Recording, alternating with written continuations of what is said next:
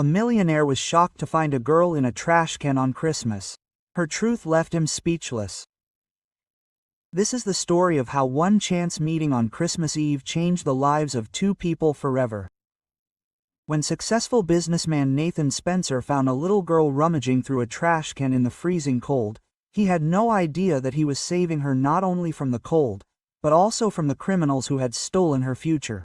Behind the childish smile was a story of betrayal, greed, and a fight for life. But who are these people willing to do anything to get their child back? And why are they so afraid of their secret being revealed? Before we begin, let us know in the comments where in the world you are watching from today. The phone call Nathan Spencer received at 8 a.m. on December 23rd was supposed to be his last work call before the Christmas holidays. Instead, it became the beginning of a story that would change his life. "Mr. Spencer, this is Inspector Walker of the police, and we need your help with a missing child case." "What child?" Nathan looked up from the paperwork he was studying in his office on the 32nd floor, and the girl you picked up outside a store on 5th Avenue yesterday. The thing is, she's the subject of a federal wanted list. Nathan felt his blood run cold. Ruby, the little girl with the big brown eyes who'd been shivering next to the dumpster yesterday, was wanted by the police. But why were they looking for her now, when it was clear from her appearance that she'd been on the streets for days? "Inspector, I think we should meet, but first you need to tell me who exactly is looking for her." "Her legal guardians are Mark and Julia Claiborne. They claim she ran away from home a week ago." Nathan remembered walking home from a late meeting last night. It had been snowing for 2 hours already, and the streets were quickly becoming covered in a white blanket. Near a small grocery store, he noticed some movement near the trash bins. Looking closer, he saw a small figure in a thin jacket. A girl of about 7 or 8 years old was rummaging around, obviously looking for something. Her hands were red from the frost. "Hey, little one, what are you doing here?" he called out to her. The girl shuddered and backed away, clutching a can to her chest. "I didn't steal anything," she said in fear. At that moment, a fat man in a dirty fartuka ran out of the store. "It's that beggar again," he shouted. "How many times have I told you not to rummage through my bins?" He took the girl by the hand. Rube screamed. "Let her go immediately," Nathan said firmly, coming closer. "And who are you?" "She's been snooping around here every day, scaring away customers." I said, "Let the child go." Something in Nathan's voice made the merchant loosen his grip. The girl fell to her knees, but immediately jumped up and tried to run away. However, her legs gave way, and she collapsed in the snow again.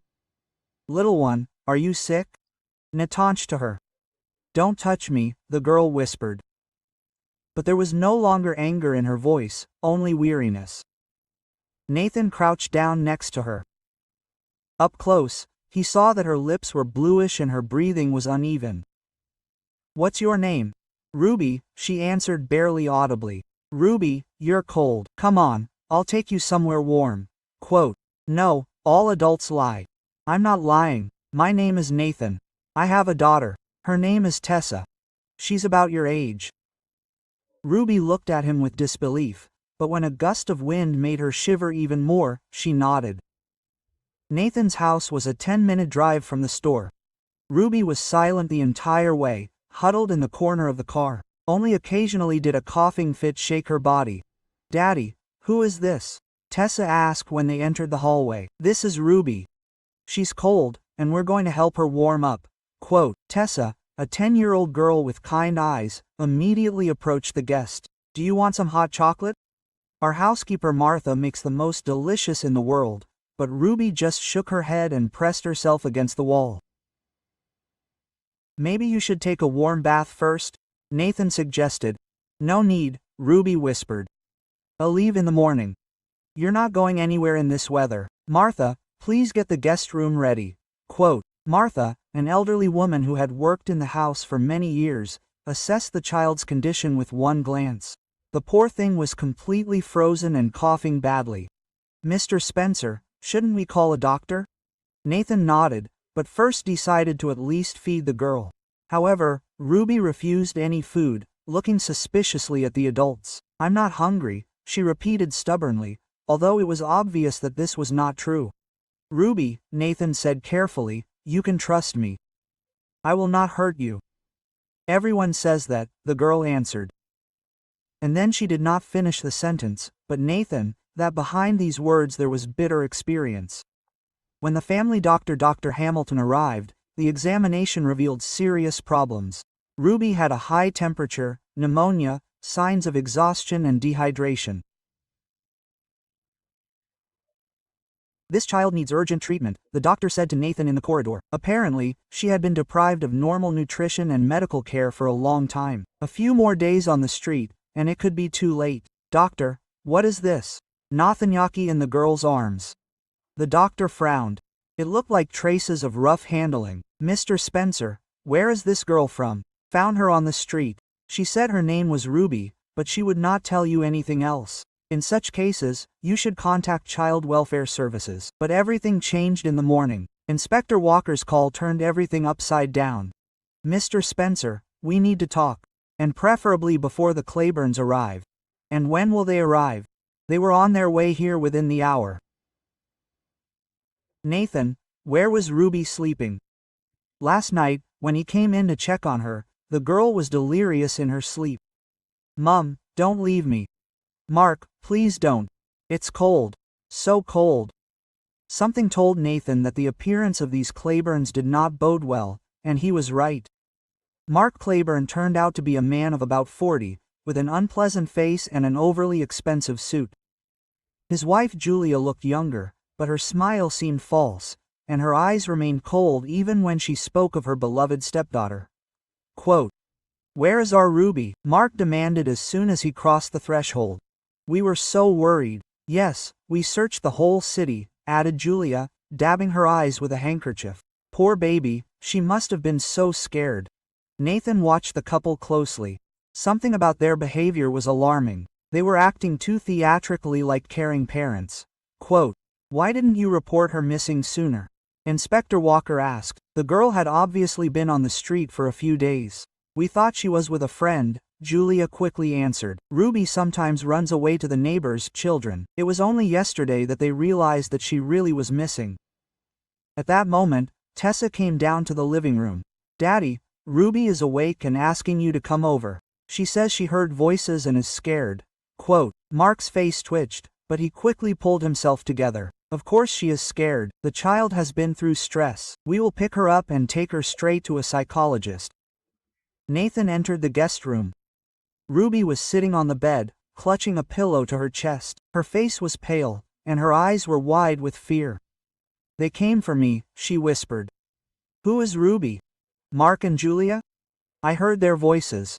They say you are their stepdaughter and that they have been looking for you." Quote, Ruby shook her head furiously. "No, they kicked me and Mom out, and when Mom died, they took everything and said they didn't need me." Nathan sat down on the bed next to the girl. "Ruby, tell me everything from the beginning, don't be afraid." The girl was silent for a long time, and then took a small button out of her pocket. "The only thing she had left was from her mother's dress," she said quietly. "The same one she wore to the hospital and never came back." The story Ruby told struck Nathan with its cruelty. Her mother, Grace, was a nurse and married Mark Claiborne when Ruby was 4 years old. At first, everything seemed fine. They had a small but cozy house. Mom was happy. "Mom said that now we would have a real family," Ruby said. "Mark was kind, he bought me toys, read me fairy tales." But then Grace got sick. At first it was just headaches and fatigue. Then something more serious started. She fainted, forgot simple things. "The doctors said that Mom had a tumor in her head," the girl continued. "A very expensive operation was needed. At first Mark said that he would find the money, that everything would be fine, but instead of helping, the opposite happened. Mark met Julia and began to be at home less and less.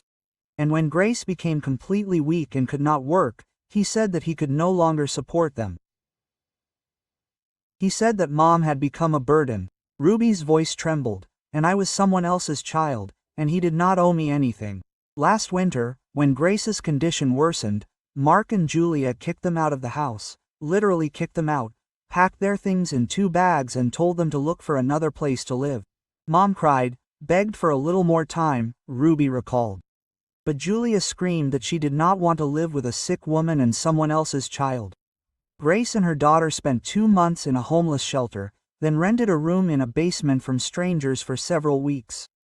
There was a catastrophic shortage of money, and her mother's condition was getting worse. Mom died in the hospital, Ruby quietly finished. The doctors said that if the operation had been done earlier, she could have survived, but there was no money. After her mother's death, Ruby ended up in an orphanage, but did not stay there for long. Mark and Julia suddenly showed up and claimed custody, citing the fact that they had officially adopted the girl. Quote, "But they didn't take me because they loved me," Ruby explained. "I heard Julia talking on the phone about money, about some kind of insurance that Mom left me." In the Claiborne house, the girl's life turned into hell. She was locked in a small room in the attic, fed scraps, and when she cried or begged for something, they beat her. "Julia said that I should be grateful for the roof over my head," Ruby said. "And Mark said that if I complained to anyone, I would be sent to a place from which I would never return. A week ago, the girl could not stand it and ran away. Since then, she has been hiding in basements, sleeping in doorways, eating what she found in garbage cans. I thought maybe I would find my mother's relatives," she said, "but I don't know how to look for them." When Ruby finished her story, Nathan felt a mixture of rage and compassion. If the girl was telling the truth, and he had no doubt that she was, then the Claibornes were not guardians, but real criminals. "Ruby, you will not go back to them," he said firmly. "I promise you, but they will say that I am lying." Quote, "Adults always believe other adults, not children. Not always, and not all adults are the same." Nathan went downstairs with a firm intention to sort out the situation. The Claibornes were still waiting in the living room, and their patience was clearly running out. "Where?" Mark asked sharply. "We have the right to take her right now." "I'm afraid that is not possible," Nathan answered. "The child is ill and needs treatment." "We will take care of her treatment ourselves," Julia intervened. "How did you take care of her before?" Nathan did not hide his attitude towards the couple. The air in the room thickened.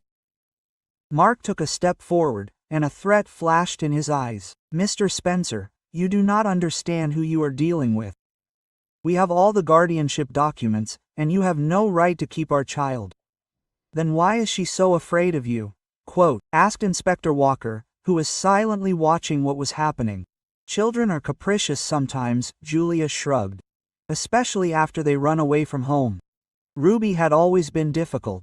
Difficult, Nathan could hardly contain himself. A 7-year-old child, half dead from hunger and cold, rummaging through the sides of the garbage. "We are not obliged to report to you on the methods of education," Mark answered coldly. Inspector Walker rose from his chair. "I think we need to conduct a more detailed investigation of the circumstances. Mr. Spencer, the girl can stay with you until all the facts are clarified." Julia's face distorted with anger. "It is illegal. We will sue." Quote, "Sue," Nathan answered calmly. "Only now I also have something to tell the court." When the Claibornes left, Nathan knew that the fight was just beginning, but he also realized that he could not leave Ruby in trouble. This frightened girl with a button from her mother's dress became a part of his life. The next day, Nathan made a decision that changed the whole situation. He hired a private investigator, Sam Coleman, a former cop who specialized in family matters.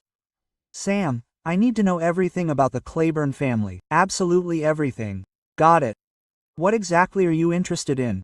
How did they get custody of Rube? What happened to her mother? And most importantly, what kind of insurance is mentioned in the documents?" Meanwhile, Ruby slowly began to trust her new family. Tessa turned out to be a wonderful friend. She did not ask unnecessary questions, but was always there when Rube needed support. Martha cooked special meals to restore the girl's strength. The nights were still difficult. Ruby often woke up from nightmares, crying and calling for her mother. Nathan sat next to her bed until she calmed down. Quote, "Mr. Nathan, what if they do take me?" she asked one day. It will not happen, Ruby, I promise. But they say that I belong to them by law. Laws are made to protect children, not to give them to bad people. 3 days later, Sam brought the first results of the investigation, and they were even worse than Nathan assumed. Grace Morgan really did marry Mark Claiborne 4 years ago, the detective reported. Ruby's adoption was formalized. But here's what's interesting. Shortly before her illness, Grace took out a large death insurance policy, where the daughter indicated the beneficiary as the beneficiary. How large? $250,000. The money was supposed to go to Ruby when she turned 18. Until then, the funds are managed by a legal guardian. Nathan, what's the matter? Ruby needed the Claibornes not as a daughter, but as a source of income. But that's not all, Sam continued. I found neighbors who lived next to them. Their testimony is very interesting. An elderly couple, the Andersons, told the detective how Mark and Julia actually kicked out a sick Grace and her baby in the middle of winter. They saw the woman crying, begging for more time. Julia screamed that she would not tolerate a sick woman in the house any longer, Mrs. Anderson recalled. And Mark said that Ruby was his daughter, and he was not obliged to support her. An even more important find was Lydia Gray, a nurse who worked with Grace. Quote, Grace was very worried about the insurance, she told Sam. She said that if something happened to her, at least Ruby would be provided for. She asked me several times to be a witness when signing documents. And what can you say about Mark? At first he seemed like a caring husband, but when Grace got sick, everything changed. He became cold, began openly dating another woman, and then completely disappeared from the hospital. The most shocking discovery was waiting ahead. Lydia said that she saw Mark and Julia forging Grace's signature on some documents after her death. I accidentally walked into the ward and saw them bent over papers on the bedside table, the nurse recalled. Mark quickly hid the documents when he saw me. Nathan realized that he had serious trump cards in the fight for Ruby, but he also understood that the Claibornes would not give up so easily, and he was right. On Wednesday evening, Julia called him. Mr. Spencer, are you playing with fire? Her voice was cold and menacing. Ruby is our daughter by law, and we will get her back at any cost. I am not afraid of your threats, Mrs. Claiborne. Do you fear for the safety of your family, for your daughter Tessa? Example, Nathan felt a surge of rage. If you even come near my daughter, we do not want to harm anyone. Just give us Ruby back, and everyone will be safe. After this conversation, Nathan increased the security of the house and asked Tessa's driver to be especially careful. The next day, a real psychological war began. Suspicious cars began to appear near the house. Ruby noticed it first. Mr. Nathan, there's a black car again, she said, looking out the window. Don't worry, baby, it was just an accident. But Ruby was right. The cars showed up every day, their occupants watching the house through binoculars. It all culminated on Friday. Ruby was playing in the yard with Tessa when a strange man approached them. Quote, Hi, Ruby, he said in a friendly tone. Your mom sent me for you. Quote. The girl froze. My mom is dead, she answered quietly. No, I'm talking about Julia's new mom. She's waiting for you in the car. She baked your favorite pie. Quote. Ruby took a step back, but the man extended his hand. Don't be afraid, everything is fine. Luckily, Nathan was leaving the house for a moment and saw what was happening. Hey, what are you doing on my property? The man quickly retreated, he just wanted to talk to the girl. Get out now, or I'll call the police. After this incident, Nathanton realized that the Claibornes had taken action. He needed to act quickly before they tried to steal Ruby by force. He turned to the best family lawyer in the city, Emily Richards. Ms. Richards, I need your help in a custody case, and we are very short of time. Tell me the details, Mr. Spencer. Quote, after listening to the whole story, the lawyer frowned. The case is complicated, the formal custody is drawn up correctly, but if we prove fraud with the signatures and child neglect, there is a chance. What evidence do we need? Witness testimony, medical reports, signature examination, and most importantly, We need Ruby herself to testify in court. Natanchka, who was drawing in the corner of the lawyer's office. Will she be able to withstand the pressure of adults in the courtroom? Will she have enough strength to tell the truth? Ruby, he called her.